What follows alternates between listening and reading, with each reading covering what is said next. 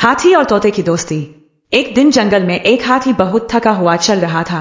वह सुबह से शाम तक पेड़ों के पत्ते और फल खाकर अपना पेट भर रहा था और अब उसे एक पेड़ के नीचे आराम करने की जरूरत थी। हाथी धीरे धीरे पेड़ के नीचे बैठ गया और बोला, आज बहुत थकान महसूस हो रही है, शायद कुछ देर आराम कर लूं। इसी दौरान एक छोटा सा तोता उड़ता हुआ आया और हाथी के पास बैठकर बोला, हाथी भाई, आप तो इतने बड़े और ताकतवर हो, फिर भी आपको थकान हो रही है?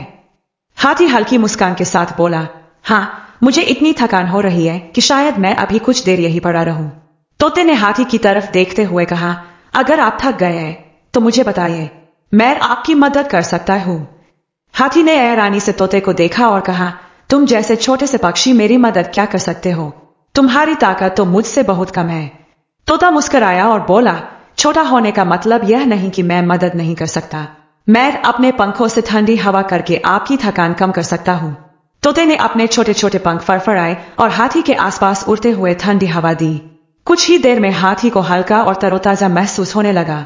हाथी ने खुश होकर कहा, मैंने कभी नहीं सोचा था कि एक छोटे से पक्षी की मदद से मेरी थकान कम हो सकती है।